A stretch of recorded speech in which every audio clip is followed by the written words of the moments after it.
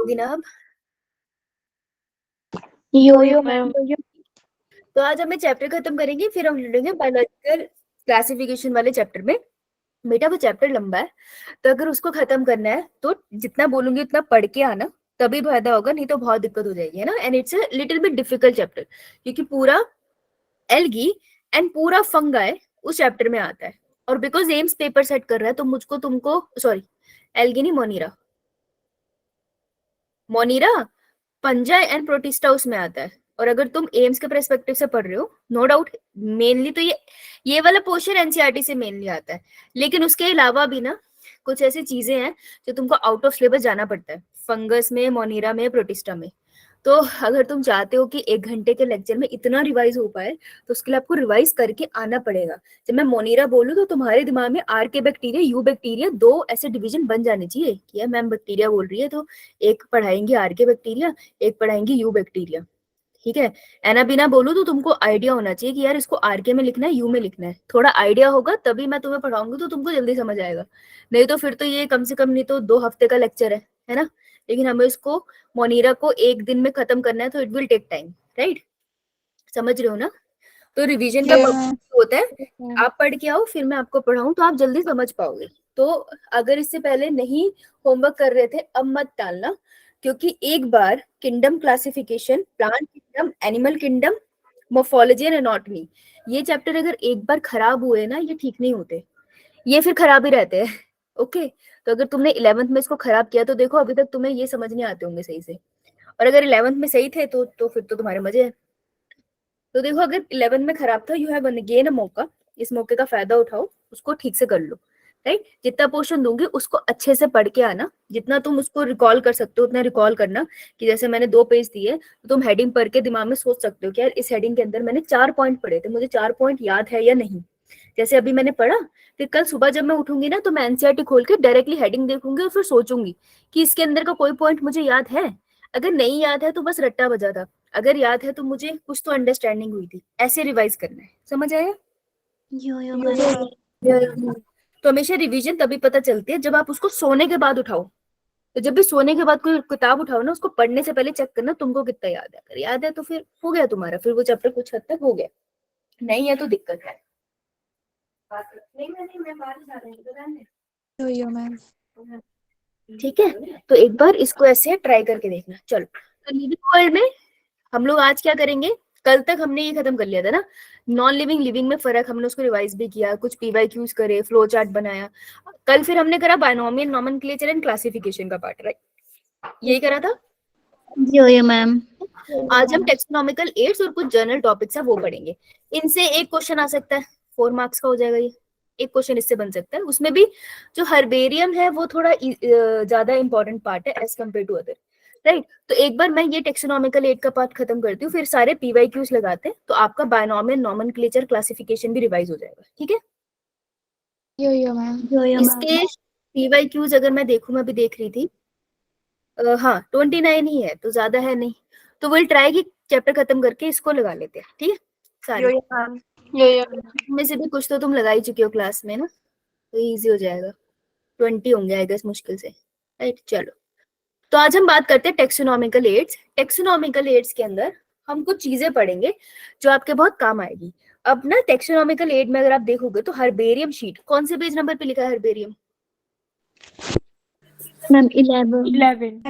ठीक है, हर्बेरियम सबसे इंपॉर्टेंट है इनमें से, क्योंकि ना हर्बेरियम में अगर मैं बहुत पहले का पेपर देखूं, जैसे इतने पुराने क्वेश्चन तो नहीं है मेरे पास, तो पहले बहुत पूछते थे कि हर्बेरियम शीट में लेफ्ट साइड लिखते हैं या राइट साइड।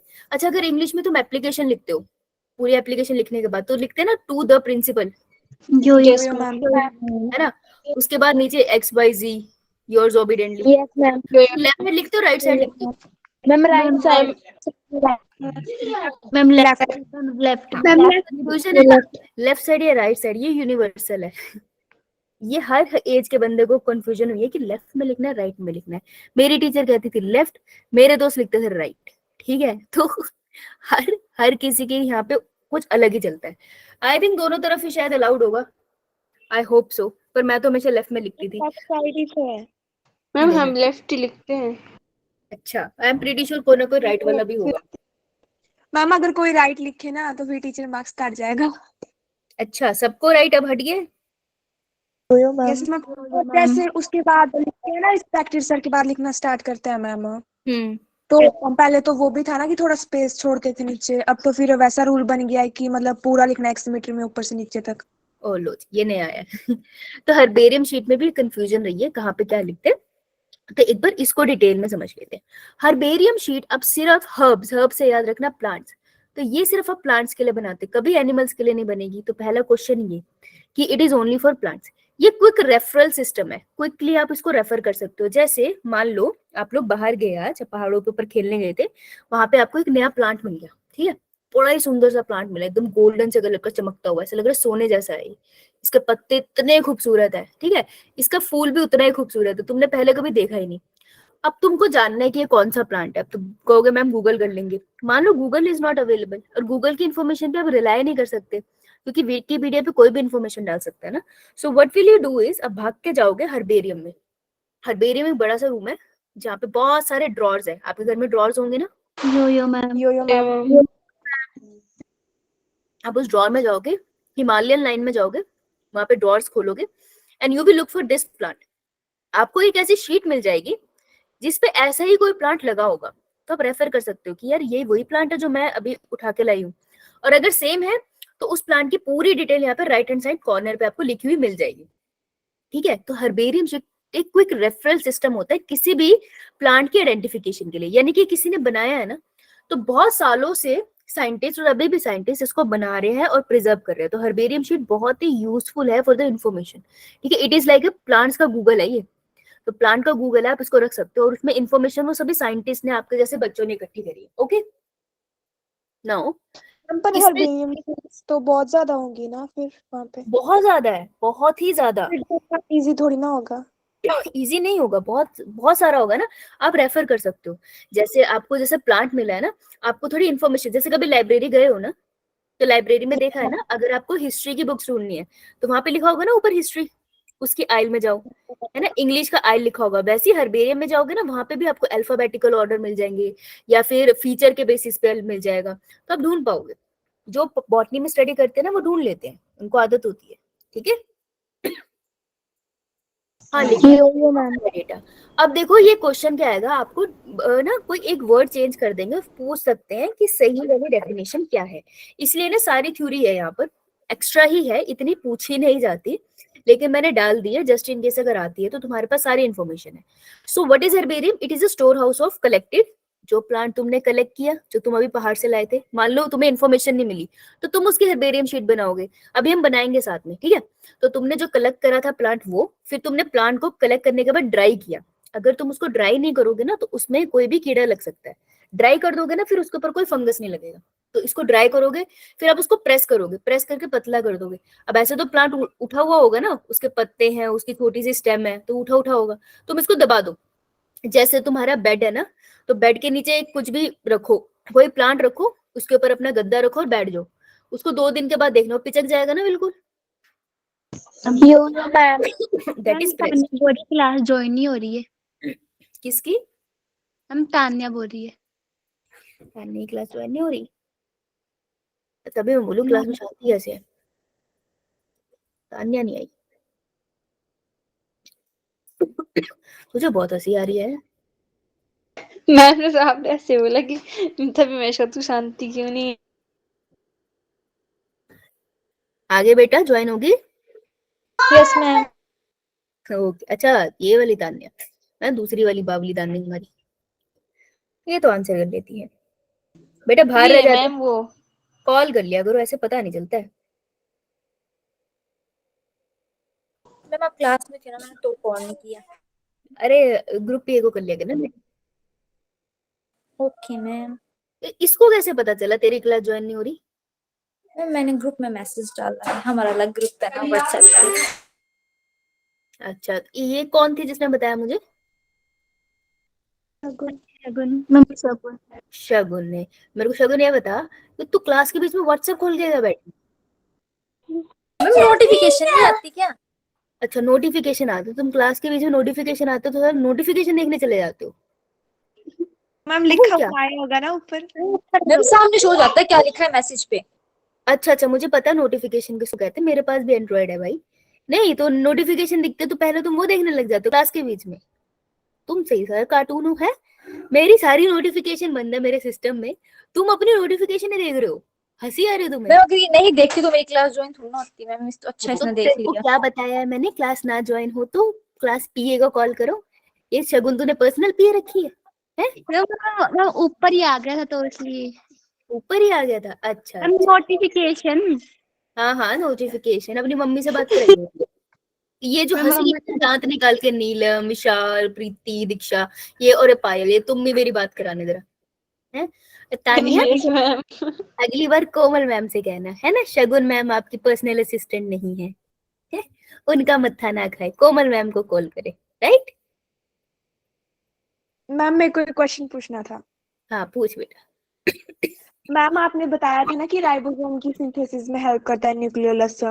तो मैंने ना प्रिंसिपल सर को बोल दिया कि सर ऐसा बोला मेरे मैम ने, तो क्रोमेटिन फाइबर कैसे बनाता है? तो उन्होंने बोला कि जो एनिमल न्यूक्लियोलस होता है और प्लांट न्यूक्लियोलस होता है, दोनों का अलग अलग काम होता है, ऐसा होता है मैम? फिर उन्होंने बताया नहीं काम क्या होता है। मैम बताया उन्होंने उन्होंने बोला कि एक का काम होता है कि राइबोसोम की सिंथेसिस करता है, और बोला दूसरे का काम होता है कि जो क्रोमेटिन फाइबर बनाता है। क्रोमेटिन फाइबर तो मैंने नहीं सुने आज तक।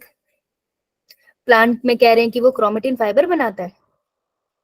ऐसा जैसा बोले थे, इतना सब बातें बोली कि मेरे को समझ नहीं आ रहा था उन्होंने क्या क्या बोल दिया। ठीक है, मैं एक बार मैं भी चेक करके भी बता दूंगा। अगर वो बोल रहे हैं इस तरीके से डिफरेंस है तो मैं एक बार डिफरेंस चेक करती हूँ। सर पढ़ाते हैं तुमको बायो, प्रिंसिपल सर? नहीं मैम ऐसे हमारे स्कूल में एग्जीबिशन थी ना, तब अच्छा। पूछा था उन्होंने। तो फिर मैंने बोला था कि न्यूक्लियोलस के अंदर डीएनए वगैरह होता है, तो उन्होंने बोला कि न्यूक्लियोलस का काम होता है कि वो क्रोमेटिन फाइबर बनाता है। फिर मेरे को कंफ्यूजन हो गई थी इससे, इसलिए हाँ मैंने आपसे। नहीं, हाँ वो तो फिर राइबोसोम मैंने की सिंथेसिस करता है, क्रोमेटिन तो नहीं बनाता। करेक्ट। फिर मिले थे सर अभी सुबह, तो फिर मैंने सर को भी बोल दिया, मैं क्या सर मेरी मैम ने बोला ऐसा नहीं होता है। नहीं बोले ठीक होता है ऐसा। है। बेटा मेरी नॉलेज में तो नहीं होता, लेकिन मैं एक बार फिर से भी प्लांट का एक स्पेसिफिकली चेक करके देख लेती हूँ। कहीं वो कहीं किसी रिसर्च पेपर से कुछ पढ़ के बोल रहे हो तो दिक्कत हो जाएगी कि वो हाई ग्रेड का बोल रहे हो। लेकिन ऐसा तो नहीं मैंने पढ़ा क्रोमेटिन होता है कि न्यूक्लियोलस का काम। न्यूक्लियोलस में राइबोसोम बनता है, राइबोसोम बाहर आता है। क्रोमेटिन तो कंडेंसेशन ऑफ क्रोमोसोम से बनता है ना, जो हम मॉलिक्यूलर बेसिस ऑफ इनहेरिटेंस के चैप्टर में वो डायग्राम भी देखते हैं क्रोमेटिन फाइबर का। वो तो हिस्टोन और अदर प्रोटीन के आसपास डीएनए का रैपअप होने से क्रोमेटिन फाइबर बनता है, तो that is a different process. उसका न्यूक्लियोलस से लेना देना नहीं है, वो न्यूक्लियस में होता है। राइट? तो एक बार मैं फिर भी कोई बात नहीं, प्लांट के रिस्पेक्ट में पढ़ के देख लेते हैं, ठीक है? क्योंकि मुझे ये भी नहीं पता ना पूरा क्या बोला क्या सर ने, इसीलिए कोई ना। चलो आगे बढ़ाओ। यो मैम।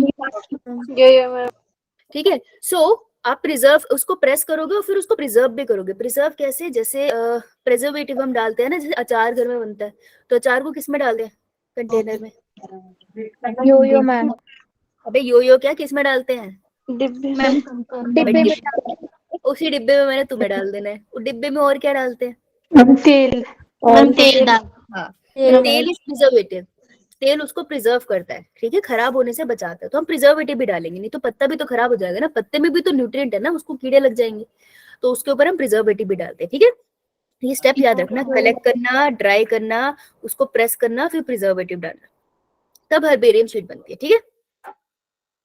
अब हम लोग इसको समझते हैं कि आप इसको कैसे यूज कर सकते हो। तो मान लो आपको वो, आप लोग माउंटेन पे गए थे, वहां पे आपको वो गोल्डन कलर का प्लांट मिला है ना, अभी ढूंढा था ना।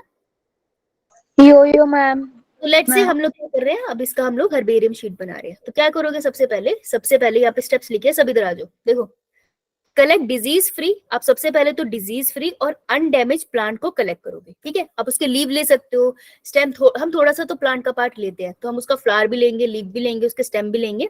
और हम उसको, वो अनडिजीज होना चाहिए, उसमें कोई डिजीज नहीं होनी चाहिए, और वो अनडैमेज भी होना चाहिए। ऐसा ना हो ना कि इस प्लांट में आपको फ्लावर के 5 पेटल मिलते हैं, लेकिन ये गई पल्लवी पागलों की तरह 4 पेटल तोड़ के ले, 5 वाला टूट गया रास्ते में, भागती आ रही है।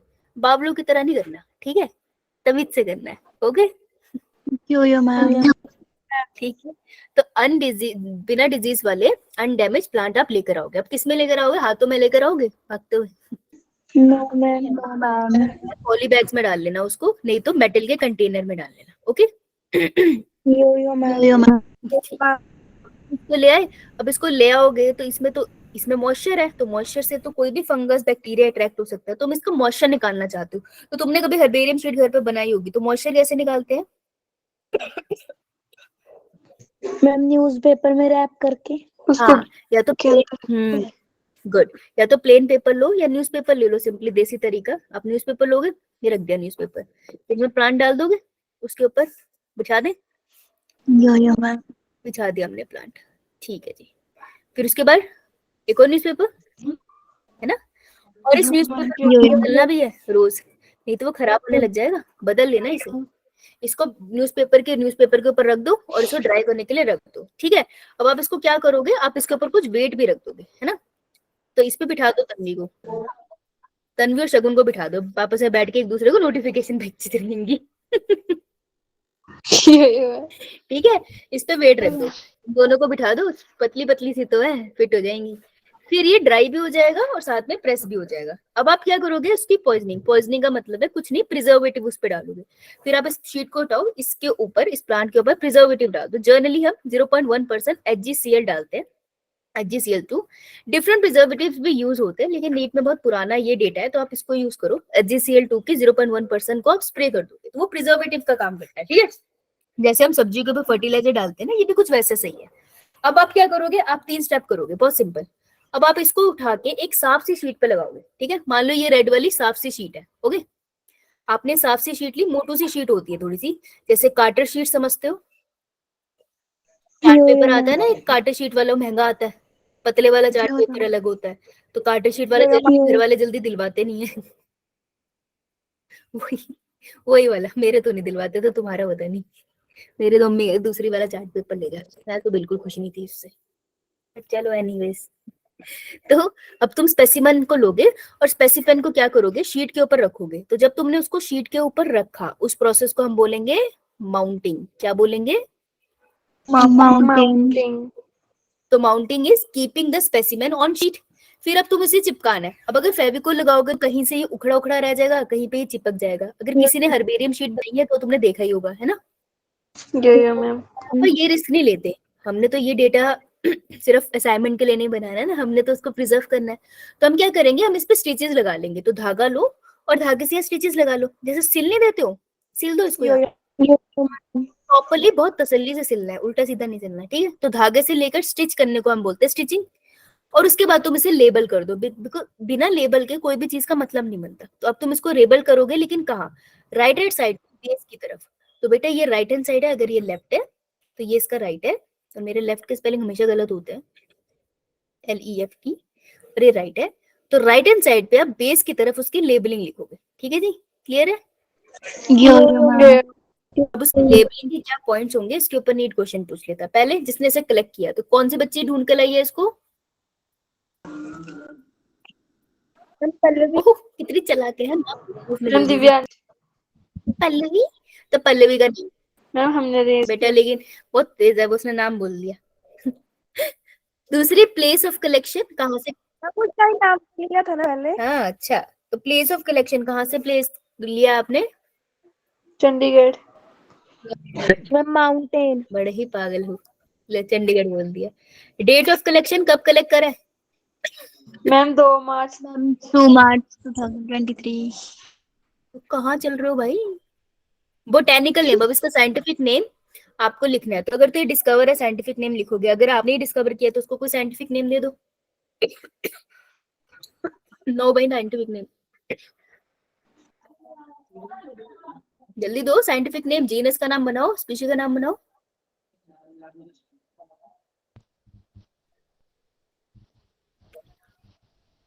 अरे क्या बात होगी, क्रिएटिविटी मर गई, बोलो। Ma'am Homo sapiens. बंदरिया, इंसानों का नाम नहीं देना। नाचा नाचा। नाजा नाजा नहीं, कोई बच्चा अपना नाम बोलो, उससे बनाते हैं। दिव्यांगी ठाकुर।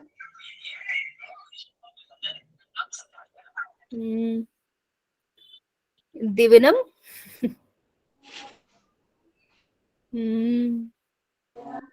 ठाकुरम, ठीक है। Yo ma'am. Yes ma'am. तो दिव्या यस मैम। ने डिस्कवर करा है। अब इसका कॉमन नाम, तो कॉमन नाम हम इसको क्या बुलाते हैं? अब तो पागल बुलाते हैं। क्या है इसका कॉमन नाम? Local name? दिव्या। शायद तुम क्रिएटिव नहीं हो। दिव्या। तो कॉमन नेम को ही हम वर्नैकुलर नेम भी बोलते हैं, ठीक है? वर्नैकुलर वर्ड आएगा तो घबरा मत देना, हे भगवान ने क्या पूछ लिया, कॉमन नेम है। उसके बाद इसका एक इंग्लिश नेम, तो जो जनरली इंग्लिश लैंग्वेज, क्योंकि बहुत कॉमन लैंग्वेज है, एक इंग्लिश नेम बताओ। दीवा। दीवा। हम इसका इंग्लिश नाम रखेंगे दीवा। अब इसका फैमिली नेम, ओए इसके फैमिली में ठाकुर मत लिख देना। अब फैमिली नेम मतलब वो तुम्हें कराया था ना मैंने, स्पीशीज, जीनस, फैमिली। तो इसकी फैमिली बताओ। पागलों से, पागलों। नो मैम, ये रेस करो, ये नहीं हो सकता। क्योंकि नहीं नहीं, तुम्हारी फैमिली नहीं, तुम्हारी फैमिली नॉर्मल है। ये जो तुम्हारी स्टूडेंट की फैमिली है ना, तुम सारे, तुम क्लास वाले, तुम पागलोसम फैमिली से ही बिलोंग करते हो सारे, ठीक है? ओके, सो आपको सारी डिस्क्रिप्शन यहीं पे लिखी हुई मिल जाएगी। तो this is a sheet, clear है? Yo ma'am. अब ये तो नहीं बोलेगी तुम्हें, है ना? Yes ma'am. Next is museum. Museum तो गए होंगे, स्कूल में भी होगा। No ma'am. नहीं है? अच्छा, कभी कॉलेज में तो मिल ही जाएगा।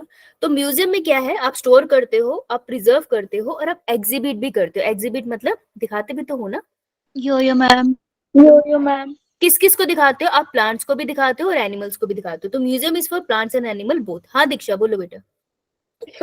मैम, ये टॉपिक्स डिलीट थे जो सर ने, जो केमिस्ट्री वाले सर ने जो भेजे था पीडीएफ, तो उसमें वो डिलीटेड वाले में लिखे थे ये सब। बेटा जो मैंने साइट से निकाला उसमें तो ये मेंशन है। पता नहीं सर ने जो डिलीटेड टॉपिक्स में लिखे थे, कि मतलब यही लिखे थे, हर्बेरियम, म्यूजियम और बोटेनिकल गार्डन। बेटा जो मैंने साइट से निकाला उसमें तो ये दे रखा है, तो मैं तो वही दूंगी जो मेरे को एनटी की साइट पे मिला है। मैंने और कोई पीडीएफ रेफर नहीं करा, ठीक है? तो मुझे ये नहीं पता सर ने क्या भेजा, वो तो मुझे देखना पड़ेगा। मैंने देखा नहीं। जो मैंने तुम्हें एनटीए की साइट से भेजा था वो देखा है आप लोगों ने?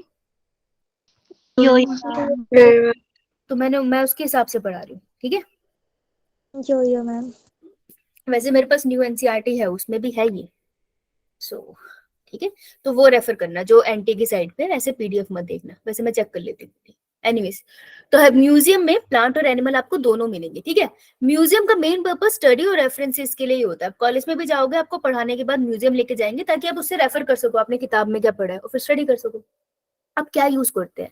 अगर आप म्यूजियम में देखो तो कभी कभार लिविंग ऑर्गेनिज्म को मार के प्रिजर्व करा होता है, उनका स्ट्रक्चर बिल्कुल सेम रहता है ना? जैसे कभी आप देखो, मेरे कॉलेज की उसमें ना बेबी था एक, कितना 3.5 मंथ ओल्ड बेबी उन्होंने प्रिजर्व करके रखा हुआ था, ह्यूमन बेबी, ठीक है? तो बेबी की शेप कैसे रहेगी? स्टडी क्यों नहीं? क्योंकि उसको एक सॉल्यूशन में डाला था जिसका नाम था फॉर्मेलिन सॉल्यूशन। हाँ बेटा सही बोल रही है, ठीक है?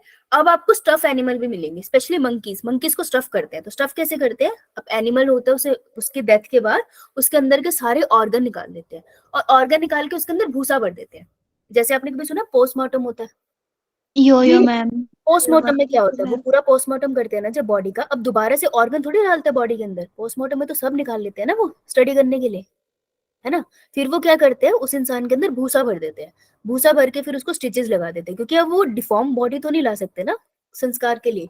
तो उसी तरीके से किया जाता है। तो स्टफ एनिमल में भी क्या होता है, स्किन सेम रहती है, ठीक है? उसके ऊपर प्रिजर्वेटिव लगाए जाते हैं, उसको क्लीन किया जाता है, लेकिन अंदर भूसा भरा होता है, सारे ऑर्गन निकले होते हैं, तो उसे हम कहते हैं स्टफ्ड एनिमल्स। उसके अलावा आपको फॉसिल मिलेंगे। फॉसिल कैसे? जैसे कोई पत्थर है, उसके ऊपर कभी आर्कियोपेटेरिक्स लेटा होगा, उसके ऊपर एक और पत्थर गिर गया, आर्कियोपेटेरिस की पूरी बॉडी तो सड़ गई ना टाइम के साथ, लेकिन इम्प्रिंट रह गया पत्थर के ऊपर, आर्कियोपेटेरिस का पूरा स्ट्रक्चर बना हुआ है, तो दिस इज अ फॉसिल। तो ऐसे आपको प्लांट के स्पेशली बहुत फॉसिल्स मिलेंगे, ठीक है? और आपको जो इंसेक्ट्स होते हैं वो जर्नली आपको पिन होके मिलते हैं। जैसे अगर मैं बोल दूं मस्कीटो है ना यार, अगर मलेरिया फैला रहा है मस्कीटो एनोफिलीज, तो उसके स्टडी के लिए उसका स्ट्रक्चर ही पता होना चाहिए। तो मस्कीटो हो गया या बटरफ्लाई हो गया, तो वो आपको पिन हुई मिलेगी। जैसे बटरफ्लाई है तो उसको छोटे छोटे पिन से, बटर पेपर पिन होती है ना, वैसी पिन से ऐसे पूरा खोल के पिन करके रखते हैं ताकि आप उसको ढंग से स्टडी कर पाओ। तो जर्नली इंसेक्ट्स में आपको पिन्स लगी हुई मिलती है, ठीक है?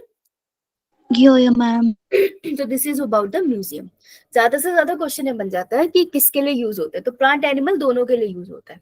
नाउ बोटेनिकल गार्डन, तो आपको याद है एक बार मैंने आपको कंजर्वेशन पढ़ाया था, in situ conservation and ex situ, मुझे कोई डिफरेंस बता सकता है? कौन बताएगा in situ conservation and ex situ? Pooja, चल बेटा बता। इन सीटू में मैम हम जो मतलब की स्पीशीज होती है उन्हें उसी जगह पे कंजर्व, मतलब कि कंजर्व करते हैं, और मतलब कि इस ऑन साइट, और एक्स2 का मतलब होता है ऑफ साइट। इसमें मतलब कि हम जो स्पीसीज होते हैं उसे मतलब कि और जगह ले जाते हैं और वहां पे कंजर्व करते हैं। वेरी गुड, तालियां बजाओगे, कितने प्यार से बोला उसने, वेरी गुड। आवाज नहीं आई मुझे तालियों, गुड।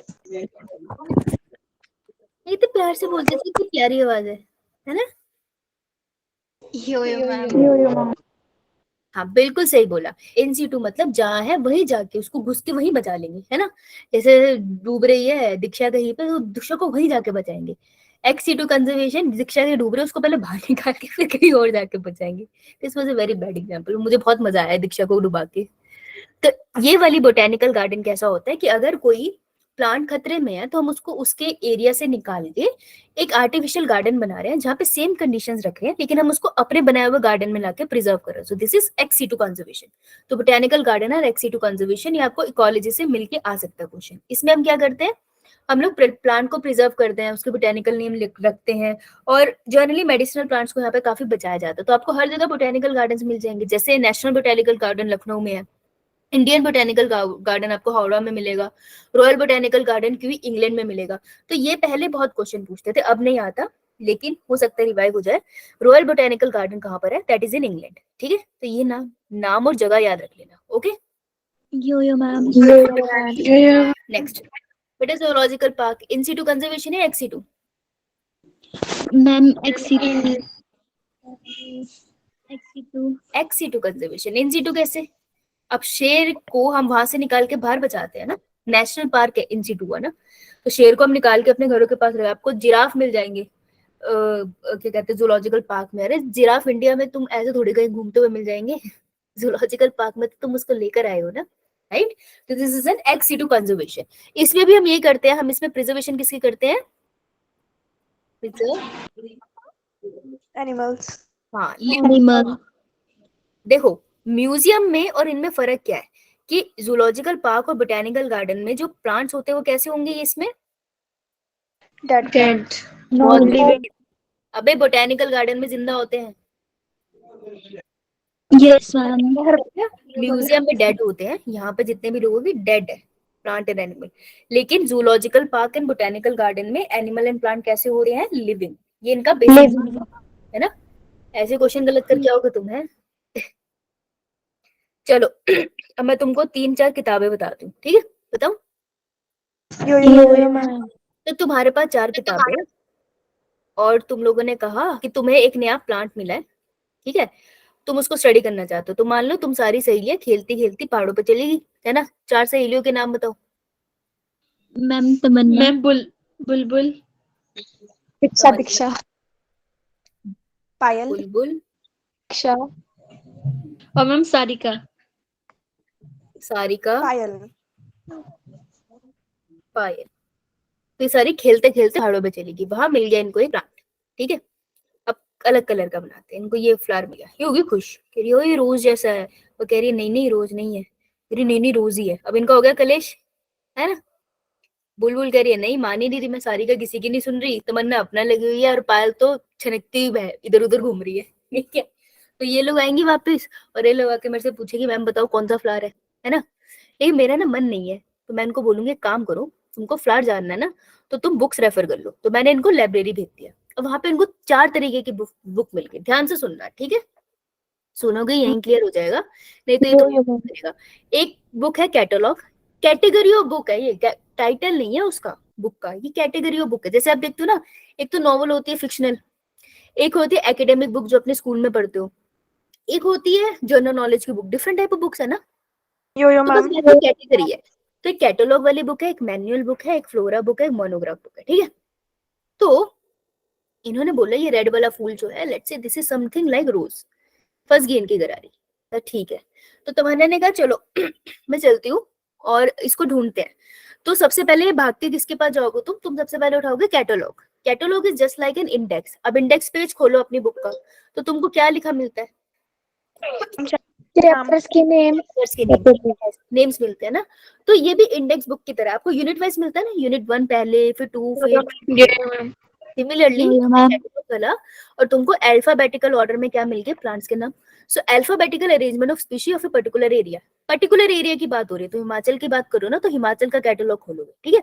तो तुमको अल्फाबेटिकल ऑर्डर में, तुम्हें रोज पे डाउट था, तुमने आर देखा, आर पे जाके तुमने देखा हाँ यार रोज मेंशन है, फीचर इससे मिल रहा है कैटलॉग से, ठीक है। कैटलॉग में जो फीचर लिखे हैं वो इस प्लांट से मिल रहे हैं, कह रहे लग रहा है रोज है। तो मन्ना ने कहा कि मैं तो कह ही रही थी रोज है। तो बुलबुल कहते रुको, कह रहे लेट्स कंफर्म इट। तो हम कंफर्म करते हैं कि अगर ये रोज है तो इसको कुछ फीचर है। पेटल इसके रेड है, इसके पेटल लेट से कितने हैं? मैंने पेटल भी तो दुनिया जहान के बना दिए, काउंट कर लेते हैं। अबे तुम्हें पेटल पता है ना किसको कहते हैं? पंखुड़ियों को। पंखुड़ियों को, हाँ। कितने पेटल दिख रहे हैं इसमें?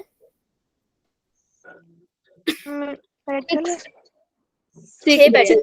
और लीफ कितने अटैच दिख रहे हैं? 2। कैसे दिख रहे हैं? रेड। अगर मैं इसको ध्यान से देखूं पेटल्स को, अब मैं जो बताने वाली हूँ हो सकता है किसी का दिमाग फट जाए, तो हिम्मत मत हारना, प्लांट मॉर्फोलॉजी में वैसे हो जाएगा कवर, ध्यान से देखना। बिल्कुल ही पास पास एक पेटल है दूसरे पेटल के। ऐसी वाली विनेशन को क्या बुलाते हैं? ऐसी वाली एस्टिवेशन को क्या बुलाते हैं? पेटल्स के अरेंजमेंट को कहा था किसी का दिमाग फट सकता है। वेलवेट ठीक है। वेलवेट आपने देख ली है ना। तो अब ये सारे फीचर आपको स्टडी करने हैं, तो आप क्या उठाओगे? मैन्युअल। सो मैन्युअल इज जिसके पास complete listing and describing of plants है। तो प्लांट की डिस्क्रिप्शन पढ़नी थी ना तुमको, तो डिस्क्रिप्शन के लिए तुमने क्या उठाया? तुम कभी अगर कोई घर पे मशीन भी आती है, वॉशिंग मशीन आ गई, तो तुम उसका मैन्युअल उठा के पढ़ते हो कि डिस्क्रिप्शन क्या है उसमें, कैसे ऑपरेट करना है, कैसे नहीं करना। सुना होगा तुमने जर्नली मैन्युअल वर्ड। डिस्क्राइबिंग के लिए तुम मैन्युअल की बुक उठाओगे, ठीक है। लेकिन ये भी पर्टिकुलर एरिया की, हिमाचल की उठाई तुमने। अब तुम कह रहे हो कि ये तो ठीक है, वट इफ ये प्लांट हिमाचल के अलावा और कौन से स्टेट में मिल रहा है, ठीक है। तो सारे ये कहते हैं कि मेरे को जानना है भाई ये वाला प्लांट चंडीगढ़ मिलता है या हैदराबाद मिलता है। तो फिर तुम कौन सी बुक के पास जाओगे? फ्लोरा के पास। एक्चुअल अकाउंट ऑफ हैबिटेट, ये प्लांट कहाँ कहाँ मिलता है और ये प्लांट कहाँ कहाँ डिस्ट्रीब्यूट हुआ है। तो डिस्ट्रीब्यूशन और हैबिटेट जानने के लिए आपने क्या उठाया? फ्लोरा। अब तुम जानना चाहते हो कि ये प्लांट पूरी दुनिया में कहाँ कहाँ मिलता है, ठीक है। अगर पूरे अर्थ की बात करना चाहते हो तो बहुत ज्यादा इन्फॉर्मेशन है, बहुत सारी इन्फॉर्मेशन चाहिए। इन अ पर्टिकुलर एरिया क्यों लिखा है? अगर फिर इन अ पर्टिकुलर एरिया क्यों लिखा है जब जानना है कि और कहाँ मिलता है हिमाचल के बाहर? तो आप उस पर्टिकुलर स्टेट के फ्लोरा को रेफर कर रहे हो ना, इसीलिए। Okay ma'am. हाँ, जैसे अभी भी इंडिया की बात कर रहे हो, उसमें भी आप पर्टिकुलर हैदराबाद में देख रहे हो, फिर आप पर्टिकुलर चंडीगढ़ में गए, इसीलिए पर्टिकुलर एरिया लिखा है। लेकिन अब आप जानना चाहते हो पूरी दुनिया में कहाँ मिलता है, तो तुम क्या करोगे? पूरे ग्लोब से याद रखना, पूरे ग्लोब में देखना चाहते हो तो आप रेफर करोगे मोनोग्राफ की। देखो मोनो एक लिखा है, इस एक बुक में आपको पूरी दुनिया की इन्फॉर्मेशन मिलती है, ठीक है। तो information of any one tax on के लिए आप मोनोग्राफ को रेफर करते हो। टेक्सॉन अभी समझाती हूँ, पहले समझ आया कि क्या करा तुमने? ठीक है। तो तमन्ना ने कैटलॉग उठाया तो उसको पता चला अल्फाबेटिकल ऑर्डर में कि ये रोज ही है। फिर बुलबुल ने मैन्युअल उठाया और उसने पूरा डिस्क्रिप्शन पढ़ी प्लांट की कि हाँ पक्का ये रोज ही है, इसमें वेलवेट एस्टिवेशन है। उसके बाद सारिका ने फ्लोरा उठाया और उसने देखा कि अरे हिमाचल में ही मिल रहा है, चंडीगढ़ हैदराबाद मिल ही नहीं रहा। फिर उसके बाद पायल ने मोनोग्राफ उठाया और देखा पूरी दुनिया में और कहीं मिल रहा है, तो उनको पता चला कि हाँ भैया तो यूएस में भी मिलता है। क्लियर? मैम। हमने कहा information of any one tax on. तो टेक्सॉन क्या होता है? देखो टेक्सॉन ध्यान से सुनना और लिख लो कहीं। टेक्सॉन इज ए सिंगुलर, एक की बात करो जब। Taxa is a plural. पहले तो ये लिखो। अब तुमको याद है मैंने तुमको ऐसे वो कराए थे, एक लेटर कराई थी जिसमें सबसे कम नंबर ऑफ इंडिविजुअल होंगे उसे हम कहेंगे स्पीशीज। Yes ma'am. सबसे ज्यादा होंगे किंगडम। है ना। हर एक ग्रुप को, मैंने कहा था बीच में ये जितने लोग आ रहे हैं इन हर किसी को हम बोलते हैं ग्रुप, या फिर हम इसके लिए क्या वर्ड यूज कर लेते हैं? फैमिली। नहीं बेटा, स्पीशी के बाद जीनस आता है, फैमिली आता है, क्या बोल रही है? Class, category category. कैटेगरी। है ना, 7th क्लास का पार्ट है ना, तो ये ग्रुप और कैटेगरी जर्नल वर्ड है। अगर तुम किसी भी पॉइंट पे किसी भी ग्रुप की बात कर रहे हो, group is a simple word है ना, category is a simple word, इसको और फैंसी वर्ड दूं then we can call it taxon. क्या बोल सकते हैं हम? सिंगुलर ना, तो टेक्सॉन, सॉरी, ठीक है। So taxon will be the word. अब ध्यान से पढ़ना। Information of any one taxon, मतलब कि जब तुमने रोज उठाया तो तुम रोज का, let's say rose difficult example हो गया, लेट्स से तुम पोटैटो की बात करो, है ना, पोटैटो तो सोलेनम सबने सुना होगा, सोलेनम योयो ट्यूबरोसम, मैम, सोलेनम पढ़ रहे हो, सोलेनम, ठीक है, तो solanum is the name of the genus. इस जीनस में जितने भी सोलेनम, सोलेनम जीनस के अंदर बहुत सारे आते हैं, टोमेटो एंड पोटैटो एक ही फैमिली से भी बिलोंग करते हैं ना, सोलेनेसी। तो कंफ्यूज नहीं करती मैं से, क्योंकि तुम्हें ना ये थोड़ा प्लांट और एनिमल किंगडम पढ़ने के बाद ज्यादा समझ आएगा। टेक्सोन कैसे समझना कि ये जो ग्रुप्स है ना, किसी भी ग्रुप को पूरा पढ़ सकते हो तुम किसी टेक्सोन के अंदर। Taxon is a very big word, ठीक है। चाहे species can be A taxon, family भी एक टेक्सोन होती है, किंगडम भी एक टेक्सोन होता है। तो टेक्सोन का मतलब है कोई भी ग्रुप जिसको पूरा तुम डिटेल में पढ़ लो। तो जब तुम मोनोग्राफ उठाओगे ना, तो उसमें तुम किसी का पूरा एक टेक्सोन पढ़ लोगे, या तो स्पीशी लेवल पे पढ़ लोगे सारा, या ग्रुप लेवल पे पढ़ लोगे, या फिर फैमिली लेवल पे पढ़ लोगे। समझ आया? योयो मैम। कौन समझाएगा मुझे, क्या समझ आया बताओ? हाँ पायल बता बेटा। मैम यही समझाना टेक्सॉन हाँ, क्या होता है टेक्सोन? कि जैसे कि मैम अगर हम कोई फैमिली लें सोलेनम ट्यूबरोसम की, तो सोलेनम जो है तो वो तो बहुत सारे प्लांट्स के नेम में सोलेनम आता है, तो किसी एक की बारे में पूरी तरह से पढ़ना उसको टेक्सॉन बोलते हैं। हाँ, मतलब जितनों में जैसे पोटैटो टोमेटो सबके बारे में अगर सोलेनेसी फैमिली है ना, तो मैं कह रही हूँ टेक्सोन इज सोलेनेसी, मतलब कि मैं पोटैटो टोमेटो सब पढ़ लूंगी, उसके अंदर सोलेनेसी पूरी फैमिली कवर कर लूंगी। तो Solanaceae refers to a family, उसी फैमिली को मैं टेक्सोन बोल दूंगी। समझ आया? योयो मैम, ठीक है बेटा। तो ये होती है 4 किताबें। क्लियर है सबको? योयो मैम, याद क्या रखना, याद रखना इनके मेन वर्ड। जैसे अल्फाबेटिकल अरेंजमेंट कैटलॉग में पढ़ी थी, डिस्क्राइब कब किया था आपने? मैन्युअल में। हैबिटेट और डिस्ट्रीब्यूशन आपने फ्लोरा में पढ़ी। ये सब कुछ पर्टिकुलर एरिया की है, पहली 3 किताबें। जब तुम ग्लोबल लेवल पे जाओगे तो वो है मोनोग्राफ। ठीक है, clear? Yo yo ma'am. Taxon it is a group of individuals any at any particular hierarchy. किसी भी हियरार्की में स्पीशीज में कितने नंबर ऑफ इंडिविजुअल्स हो गए, जीनस में कितने ग्रुप ऑफ इंडिविजुअल्स हो गए, उनको मैं टुगेदर टेक्सॉन बोलती हूँ, राइट। अब एनालिटिकल टू में एक और टूल है जिसकी मुझे थोड़ी तुम्हारी मदद की जरूरत है। करूँ जिक्र? योयो मैम। तो एनालिटिकल टूल पे है कि मान लो तुम्हें कोई एनिमल मिला, तुमको उसको आइडेंटिफाई करना है। आइडेंटिफिकेशन में तुमको थोड़ी सी हेल्प चाहिए, ठीक है। तो मान लो अब हम 4 बच्चों का ग्रुप दो मुझे, और नाम बताओ। अंकिता, मैम दिव्यांशी, अंशिका, शेजल, अंकिता, दिव्यांशी, दीक्षा, रिया, शेजल, ये सीजर कौन है? मैम सेजल, दीक्षा, मैम दीक्षा, शेजल, मैम तानिया। सेजल बोलो। सैजल, आकांक्षा, ठीक है। ये चारों गए, पानी के किनारे बैठे थे, और वहां पे उनको ये मिली, पानी के अंदर ही मिली ये चीज मिली। अब इनको ये देख के समझना है कि सांप है, मछली है, ये कोई नई चीज है ना, क्योंकि इसके हाथ भी है, सांप के हाथ होते नहीं, ठीक है। लेकिन इन्होंने इसको निकाला, ठीक है, और इन्होंने देखा यार इसकी बैकबोन है, तो अगर इसमें बैकबोन है तो ये वर्टिब्रेट होगा, इनवर्टिब्रेट? ये इतना तो पता चल गया कि एनिमल में होगा, है ना। योयो मैम। अब ये भाग के रही, उठा के इसको ले आई मेरे पास, कह रही बताओ, है ना। और मैं क्या बोलूंगी, भाई मैं तुमको बताती हूँ, मैं तुमको एक एक चीज दे रही हूँ, इसकी मदद से तुम इसे आइडेंटिफाई कर लोगे। तो मैं तुमको क्या दूंगी, मैं तुमको दूंगी टेक्सोनॉमिकल की। जो स्पेसिफिकली की हम बात कर रहे हैं दैट इज डाइकोटोमस टी, बहुत तरीके की होती है। डाइकोटोमस टी की हम लोग बात करेंगे, मतलब 2 क्वेश्चन बेस्ड की। 2 क्वेश्चन बेस्ड की मतलब कि इस की मदद से ना, इस इंफॉर्मेशन की मदद से आप पता लगा लोगे आपके हाथ में कौन सा ऑर्गेनिज्म है, ठीक है। तो हम लोग ये बहुत यूज करते हैं टेक्सोनॉमी में। हाई ग्रेड में तो प्रैक्टिकल भी होता है इसके ऊपर। किसी को डाउट है अभी तक? नो मैम, ठीक है। तो देखो, इस एनिमल को देखो, और इसको देख के तुम्हें क्या क्या इन्फॉर्मेशन मिल रही है।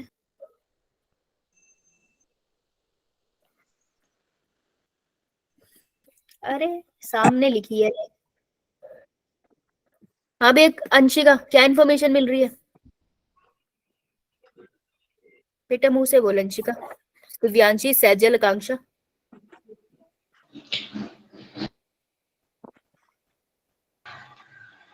नहीं बोल रही तो मैं किसी और को दूं नाम? मैम ये रेप्टाइल में आएगा क्योंकि ये मैंने बोला फीचर क्या दिख रहे हैं, मैंने ये नहीं पूछा कहाँ आएगा। फीचर बता दिख क्या रहा है। मैम आई है, इसके पास बैकबोन है। It has eye, it has backbone, है ना? फेदर वगैरह तो नहीं है? No ma'am. No ma'am. पानी में रहती है? ये मैम हमने बैठ के ऑब्जर्व किया कि भाई ये पानी में ना अंडे से भी दे रही है, यानी फर्टिलाइजेशन मोस्ट प्रोबेबली कैसी होगी? ओबीपेस्ट। अरे ओ sorry ma'am, external. External. Super intelligent बच्चों, मैम ये भी है। तुम थोड़ा सा ऑब्जर्व कर ही लोगे इसको। अब चलो मैं तुमको की दे रही हूँ, तो दिस इज योर की, दिख रहा है? ठीक है, अब यो की को मैम। करते हैं, बहुत सारी होती है, हर फीचर के लिए अलग की होती है, तो हम इसको ऑब्जर्व करते हैं। तो सबसे पहले मुझे बताओ, बैकबोन है तो वर्टिब्रेट होगा या इनवर्टिब्रेट? ठीक है, अब इसके पास क्या फर है? पहला क्वेश्चन, क्या फर है? No ma'am. यस होता तो इसे मैं मैमल में डालती, ये नहीं है। नो है तो नेक्स्ट क्वेश्चन पे जाएंगे। क्वेश्चन नंबर 2 क्या पूछ रहा है? क्या फेदर है? No ma'am. बर्ड नहीं होगा क्योंकि यस पे नहीं जाएगा, नो पे जाते हैं। नो पे थर्ड क्वेश्चन पूछ रहा है, क्या एक्सटर्नल फर्टिलाइजेशन है? यस है तो ये किसके अंदर आ रहा है? तो तुमको देख के पता चल गया कि यार ये तो रेप्टाइल है। तो हो सकता है पानी में किसी वजह से बाई चांस गया हो, वैसे तो रेप्टाइल है, धरती पे ही मिलना चाहिए। हो सकता है नया टाइप का रेप्टाइल हो। समझ आया? तो अगर मैं इसको नो कह देती तो फिर मैं आगे चली जा रही। ठीक है, अभी तो बस इतना पता चला रेप्टाइल है, अभी हमें और कोई फीचर जानना है इसके बारे में, तो हम ऐसे ही एक और की रेफर करेंगे। तो देखो हर पॉइंट पे आपको क्वेश्चन मिलते हैं ना, एक क्वेश्चन जिसके दो आंसर है, यस या नो, इसलिए हम इस की को कहते हैं डाइकोटोमस। डाई का मतलब है तुम, तो आपको हर क्वेश्चन पे दो आंसर मिलते हैं। ठीक है, उन दो आंसर के बेसिस पे आप पता लगा सकते हो कि कौन सा एनिमल है कौन सा नहीं। समझ आया? यो मैम। देखो अब जो ईच स्टेटमेंट है ना कि फेदर है, यस फेदर है, नहीं, तो ये जो स्टेटमेंट है ना यस या नो, ईच स्टेटमेंट को हम कहते हैं लीड। देखो ना, अगर मैंने कहा वर्टिब्रेट, ध्यान से देखना इसे, ये समझने वाली बात है। अगर मैंने कहा वर्टिब्रेट तो मैंने कहा यस, तो ये एक स्टेटमेंट होगी। मैंने कहा नो, ये भी एक स्टेटमेंट होगी ना। तो इस स्टेटमेंट को, इसको मैं कहूंगी ये भी एक लीड है। अगर मेरा आंसर यस होता तो ये मुझे बताता ना कौन सा एनिमल है, और अगर मेरा आंसर नो होता तो भी मुझे पता चलता कौन सा एनिमल है। तो ये लीड है ना, तो हर एक स्टेटमेंट को लीड कहते हैं। और इन दोनों स्टेटमेंट का जो पेयर है यस या नो, इसका जो पेयर है उसको हम बुलाते हैं कपलेट। तो couplet is a pair of contrasting character. Contrasting character है ना, यस या नो, दोनों एक दूसरे के ऑपोजिट आंसर है। समझ आया? यो मैम। आपसे लीड और कपलेट में फर्क पूछ ले, तो एक स्टेटमेंट लीड है, हर एक स्टेटमेंट लीड है, और together they are known as couplet. Clear? Yo ma'am. बस इसको हम यूज करते हैं लैब में, और इससे हमें पता चल जाता है एनिमल कौन सा है। क्लियर है सबको? कितने मिनट बचे?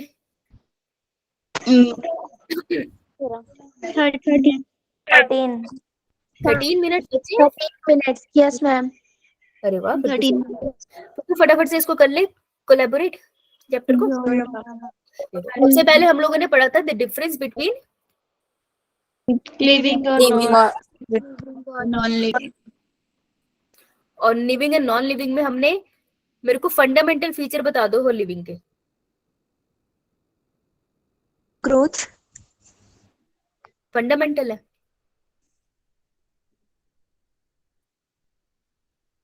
पूछ रही हूँ, फंडामेंटल है। Yo ma'am. Growth. Second reproduction. और कोई? कॉन्शियसनेस। कॉन्शियसनेस फंडामेंटल में आएगा बेटा? No ma'am. डिफाइनिंग फीचर में आएगा। डिफाइनिंग में आएगा बेटा, थर्ड में नहीं आएगा। ठीक है, डिफाइनिंग में आएगा आपका कॉन्शियसनेस। और अगर मैं इंसान की बात करूंगी तो ह्यूमन सेल्फ कॉन्शियसनेस। दूसरा फीचर डिफाइनिंग में metabolism metabolism, it is a pair of metabolism and anabolism. और कुछ? Internal growth. Internal growth. उसके बाद चल लेते हैं। उसके बाद मुझे एक बार के लिए टेक्सोनॉमिकल हायरार्की बता दो। वो वाला लेवल बताओ जहाँ पे आपको लीस्ट डाइवर्सिटी मिलेगी। स्पीशीज के बाद जीनस। जीनस। याद करने के लिए निमोनिक क्या था? फ्लॉक। F4 हम्म C एफ से family. Order, class. Phylum and अगर प्लांट है तो डिवीजन, और एनिमल है तो, फाइलम, और सबसे ऊपर किंगडम। किंगडम, ट्राइब कहाँ लिखूं? फैमिली और जीनस के बीच में। वेरी गुड, शाबाश। अगर बायनोमियल नॉमेनक्लेचर लिख रही हूँ तो जैसे मैंने लिखना है सोलिनम ट्यूबेरोसम, तो क्या गलती है इसमें? मैम कैपिटल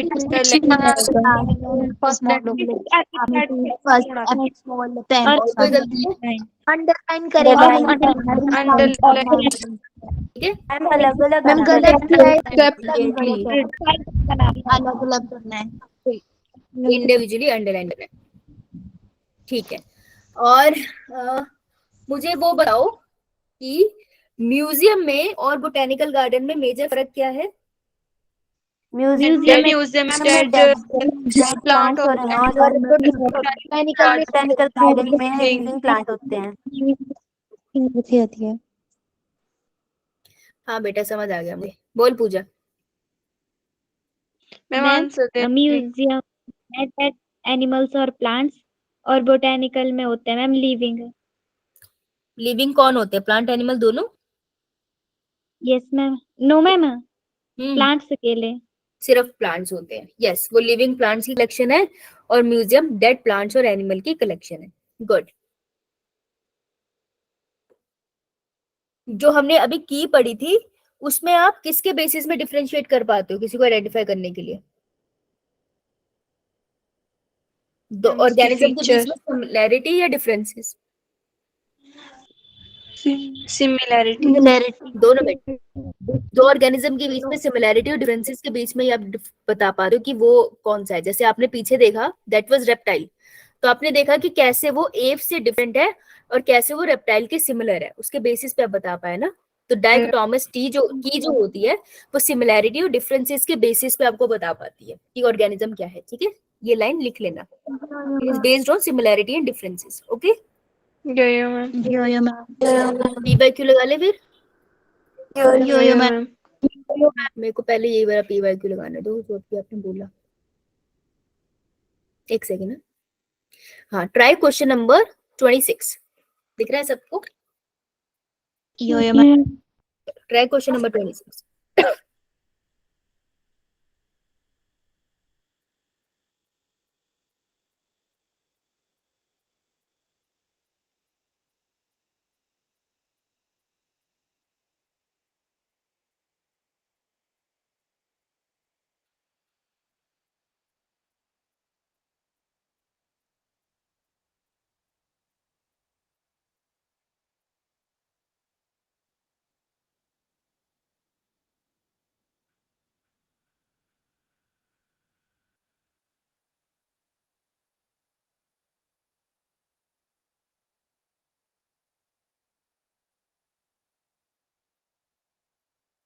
अभी भी किसी को चैन नहीं है। जितना आता उतना एटलीस्ट ट्राई ना, तभी तो गलती पता चलेगी। अभी तो पढ़ा है, ये भी ट्राई। कीवर्ड ढूंढो, कीवर्ड से पहचान पाओगे, ऐसे नहीं पहचान पाओगे।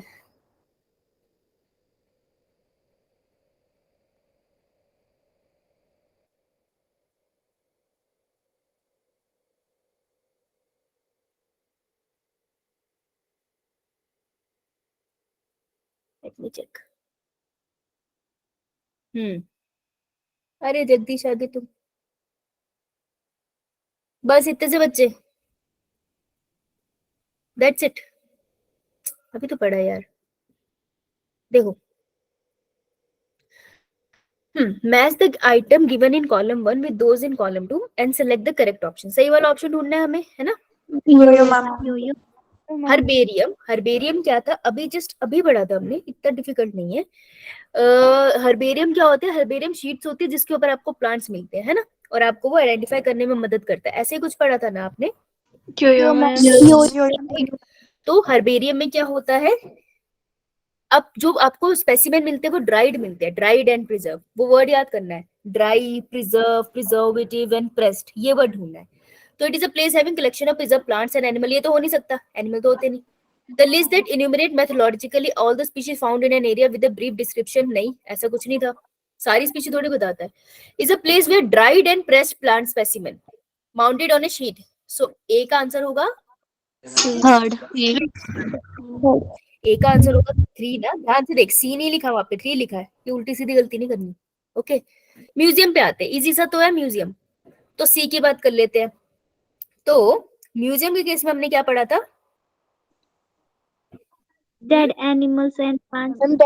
Dead animal. It is a place having a collection of preserved, dead है ना इसलिए हमने प्रिजर्व बोल दिया, तभी तो प्रिजर्व करोगे जब मर जाए।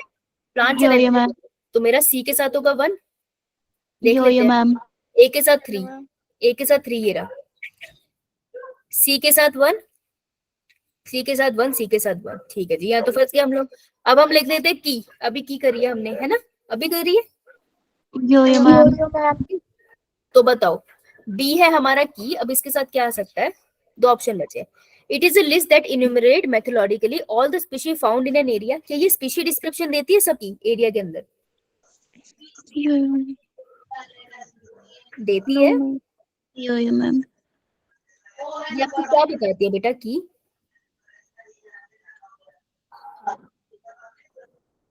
मैम ये इसका होगा fourth, a booklet containing a list of character and their alternates which are helpful in the identification of various texts. Text.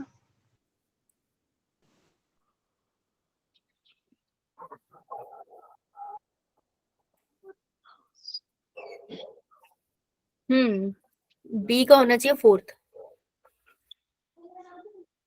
और डी का होना D का चाहिए 2. हाँ। 2. तो आंसर क्या बना बी का 4th? B option. B of D. क्योंकि देखो की में हम यही तो करते थे, लिस्ट दैट इन्यूमरेट, सॉरी, अब बुकलेट, एक बुकलेट होती थी क्योंकि हमने की बुकलेट में पढ़ी थी, जो हमें क्या बताती है, करेक्टर देती है, अल्टरनेटिंग करेक्टर देती है ना, एक यस और एक नो, उसके बेसिस पे आप आइडेंटिफाई कर सकते हो किसी भी टेक्सा को, राइट। तो ये की वाला पॉइंट लास्ट में आएगा, समझ आया? यो मैम. तो ध्यान से पढ़ना इसको। ओके, हाँ बोला पूछ। ऑप्शन बी नहीं होना था राइट आंसर। किसका बेटा? सर इस मैम इसका 26 का। 26 का नहीं बेटा, आंसर तो ये बन रहा है डी, डी नहीं बना, देख लिया, दोबारा कर लेते हैं। फर्स्ट है ए का 3rd, हर्बेरियम का 3rd, ड्राइड प्लांट के स्पीशीज को हम रखते हैं शीट्स के ऊपर, तो ए का 3rd हो गया, ठीक है। बी का 4th, बी है हमारे पास की, तो की का 4th आ रहा है, 4th ही आ रहा है। एक बुकलेट है जिसके पास हमारे पास अल्टरनेट कैरेक्टर है, बी का 4th। सी है हमारा museum, museum is a place जहां पर कलेक्शन हम प्रिजर्व प्लांट और एनिमल की रखते हैं, तो सी का 1, सी का 1 आ गया, एंड डी का 2nd आ गया, आंसर इज डी। क्लियर है? यो मैम, अगर डाउट हो तो अपने आंसर को एक बार ऊपर से चेक कर लिया करो, ओके। यो मैम, ठीक है, चलो किसी को कोई डाउट है? No ma'am. मैम आपने बोला था कि MBBS की फुल फॉर्म बता।